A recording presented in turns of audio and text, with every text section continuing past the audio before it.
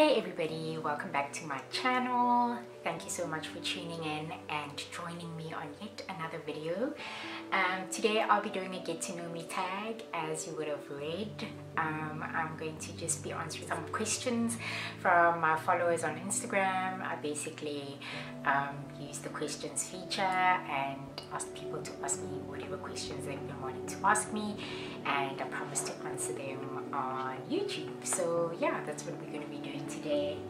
I've made myself a cup of tea because yeah, it is a little bit cold today, and so yeah, I'll be going through some of these questions and hopefully you guys will get to know me a little bit better and you'll understand who I am a lot more without the filters and without the static photos. I think this is a great way to kind of relay my personality to those of you that don't know me.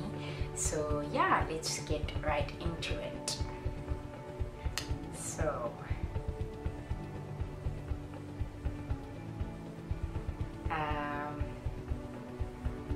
first question I'm going to answer is from known as B. She asked me, how do you pronounce your surname? You pronounce my surname with a hard G. It's Gill, not Jill. So my second name is Gillian and my surname is Gill. So a lot of people tend to say Gillian Jill or Gillian Gill, but it's actually Gillian Gill. Yeah, so my second name and my first name are a little bit similar, but yeah, my surname is pronounced Gill with a hard G. Billy Bella Bells on Instagram asked me, how do you pronounce your surname, and also what does your name mean? Not my surname, my name, sorry. How do you pronounce your name, and also what does your name mean? My name is pronounced Oreeditse. It's Tswana, it's a Tswana name, and my name means God was listening. In context, it means God was listening. Oreeditse, so he was listening, and just plain and simply just means listening. So yeah, that is how you pronounce my name. And somebody also asked me, were you named Oreeditse because your parents wanted a girl? I don't think they specifically wanted a girl. I think they were ready for a child. My parents had me when they were 2 years into their marriage. My mom always tells me the story about how she was never going to have a child immediately after getting married to my dad, and she wanted to wait a little bit, enjoy her marriage, also just establish certain things within the marriage, and then they had me. My parents had me when they were both 32, and yeah, I think they had been married for 2 years and finally got pregnant with me. I am the firstborn, and so I think, yeah, God was listening to their prayers, I suppose. There is a child that is crying in the background. I don't even know if you guys can hear that, but yeah, anyway. Yeah, so I don't think they specifically wanted a girl. I think they didn't really care whether it was a boy or a girl. They just ended up with a girl, and yeah, they were just happy. Another question that I got was from Lesedi. What keeps you motivated? That's a very interesting question. I would say I just have this internal belief that I'm destined for great things, and I've always had this belief, this kind of thing in my gut that tells me that I am destined to be great. I'm destined to be amazing, successful, fulfilled, happy, and I've always had this belief. Even when I was growing up, things weren't always easy, things weren't always happy, or things weren't always rainbows and roses, but I always felt that there was going to be a turning point in my life, and all that it would require was me to just not give up and be persistent and always go for what I believe in and challenge myself. So I think that's basically just this internal belief that I am destined for greatness. Keeps me motivated, keeps me hungry, keeps me yearning, keeps me trying out new things, exploring my personality, learning, loving, forgiving, just yeah, the kind of life that I imagine for myself. It kind of always keeps me happy, keeps me motivated, you know. I wouldn't say it's just one element, money. No, I don't think it's money. I think it's just being successful and just being comfortable with who I am as a person. Always keeps me kind of trying out new things and exploring my personality, exploring things that I love, and yeah, I think that's what keeps me motivated. What's your general unpopular opinion? Whew, that's a tricky one.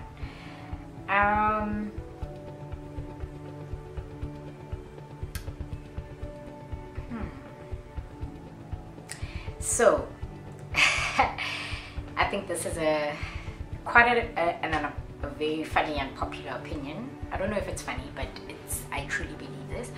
A lot of people say you should never give up your friends for your relationship, and you should always choose your friends over your relationship. I don't subscribe to that opinion. I think it's good to have a balance between the people that you call friends and your partner. I think you should always have a good balance. But for me, I struggle to keep friends. I struggle to maintain friendships. I don't know why. I don't know whether it's my personality or just the clash that I have with certain other personalities that I come into contact with. I don't know, I find it easier to kind of navigate the time that I spend with my boyfriend than I do with other people, because I trust him a lot more. I feel like him and I are on the same page most of the time. We do have our ups and downs, but I generally don't think that one is more important than the other. I think they're equally important if you have them, but for me, I don't think I have 100% like solid friendships that require me to choose, you know what I mean? So I think that's just, yeah, it's a touchy subject, you know.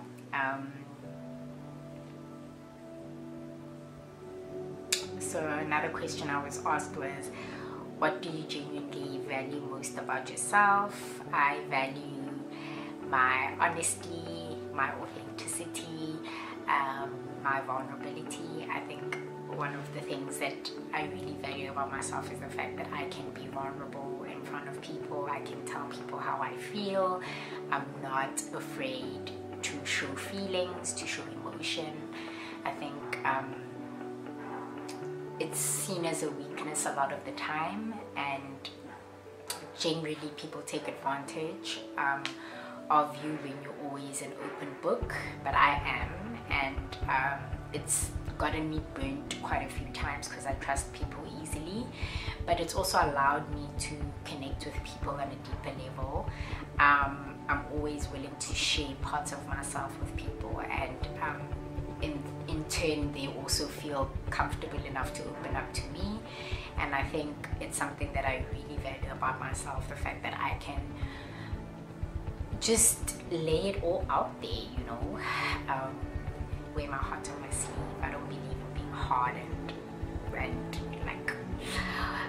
like protective, and I don't know, I just value people that can open up and talk about how they feel and share, you know. I think that's what makes us human, our experiences, and yeah, I think I value that about myself. And also got asked, how are you finding the YouTube community so far? The YouTube community so far is amazing. It's such a wonderful space to be creative.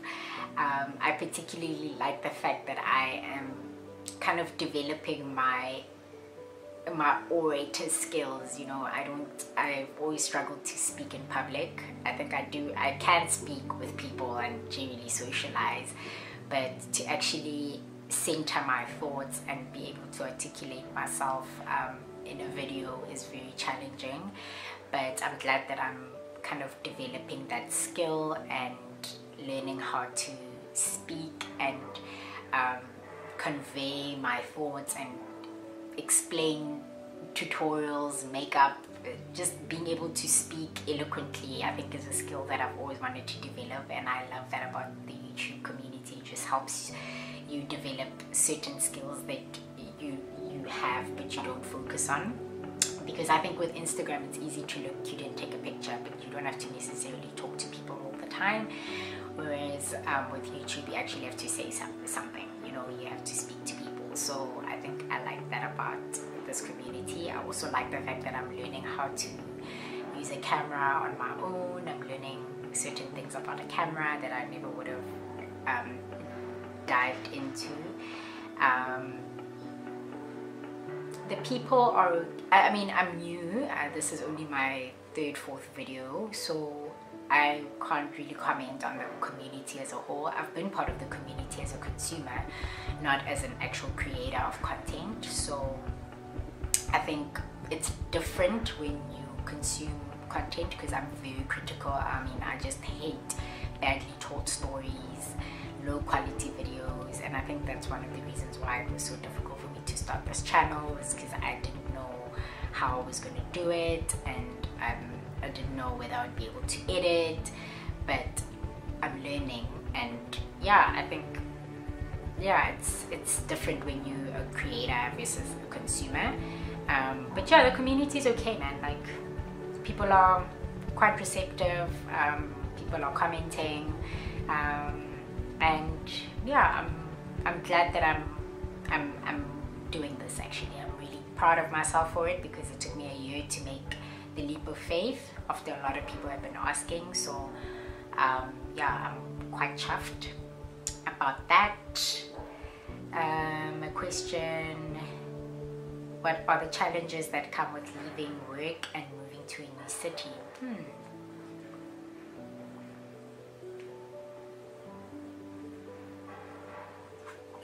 Ah, this tea is so nice, guys.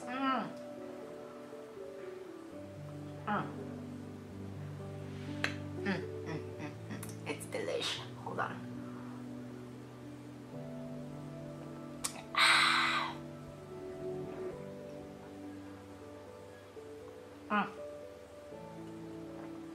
So, the challenges with leaving work: being broke as fuck. That's a real challenge. I am so broke. I'm the brokest bitch ever. Okay, like, not having a stable income is whack. Having to cancel all my accounts, closing up all my accounts, just the admin of not having money on a regular basis is just, it's hella whack. And having to, like, always ask your parents for shit when you're running low of cash, like, it's mad whack.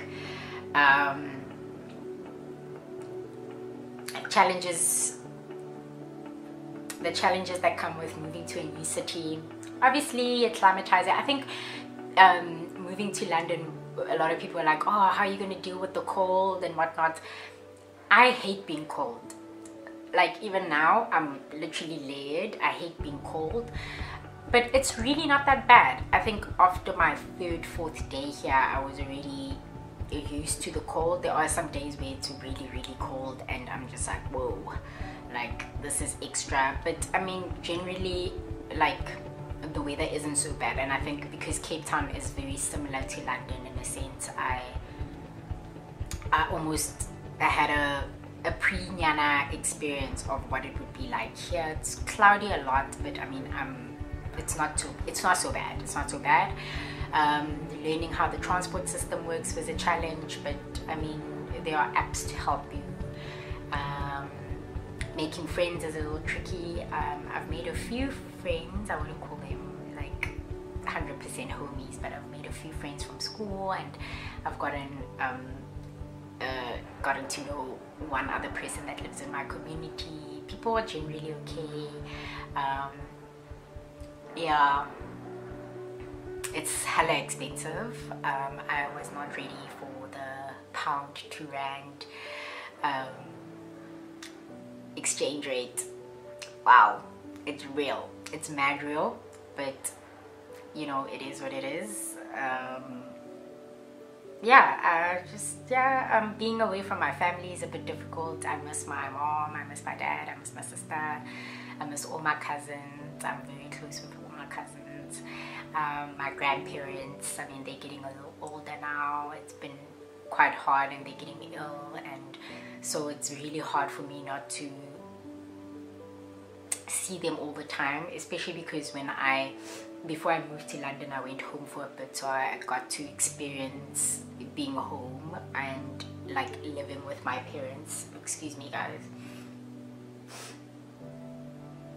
Living with my parents and just being a child again in the house. I mean, it was fun, stressful but fun. But yeah, I think just the element of missing my friends and my family, and yeah, it's got its ups and downs. But I mean, I've been on my own for about 8 years now, so my parents are comfortable with not having me around, and I've learned how to live, like to build a relationship and to maintain a relationship with my parents when I'm not around. I mean, yeah, I don't know, those are challenges, but I don't think they're really that difficult. And yeah, it's just not earning a stable income. Anything else? Yeah, oh well, another challenge is just not knowing how things are going to fall back into place when I get back to South Africa, because I obviously don't have a job right now. I'm trying out this influencer thing and YouTube thing to kind of help me in certain spaces with making extra income, but coming back home is going to be very hard. I am currently like networking on LinkedIn, trying to build relationships with the companies that I do want to work for when I get back. So I think just not knowing whether I'm gonna be in Joburg or go back to Cape Town, not knowing whether I'm gonna find a job when I get back, because jobs are really scarce, and yeah, I just don't know. I don't know how things are going to be when I get back, and I think it kind of irks me. It irks me. What do you love the most about staying with your partner? Wouldn't you like to know?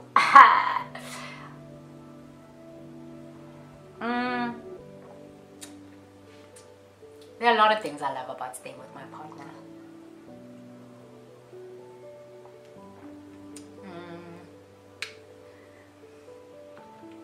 Let me read this question. I want to understand it. He cooks for me. He keeps me warm at night.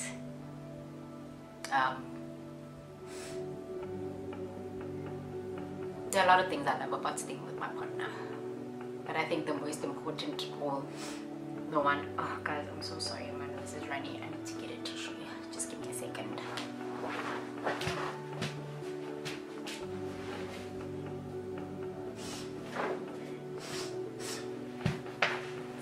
Okay, I'm back. So what do I love most about staying with my partner?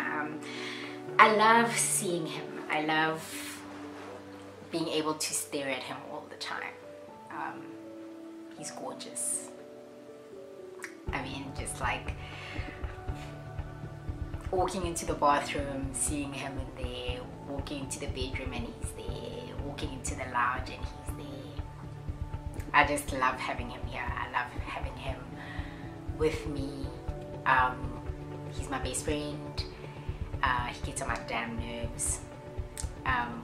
Yeah, so I love just being around him, and yeah, always having somebody there to talk to. I really struggle with my own company. I'm not somebody that enjoys my own company.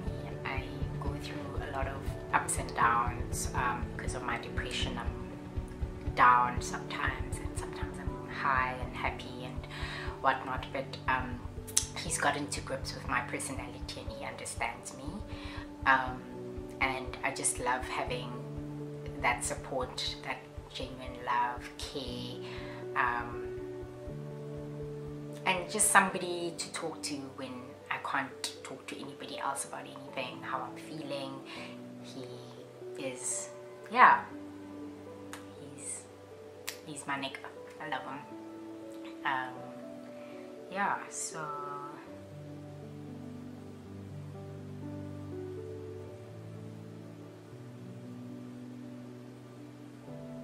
what's your general unpopular opinion? I answered that. Yeah, so I think I've answered all your questions, guys. Thank you so much for interacting with me on all my social platforms. I really appreciate it, and thank you so much for subscribing to my channel, giving me the time of day, letting me into your home, spending your data on me. Thank you so much, guys. Please do subscribe if you haven't subscribed, like and share this video. I hope you've gotten to get to know me a little bit more, and you know, if you have any more ideas on what I should film or any kind of topics I should discuss, but yeah, thank you so much for joining me on this tutorial. I am very happy to share my life with you, but yeah guys, until my next video, ciao.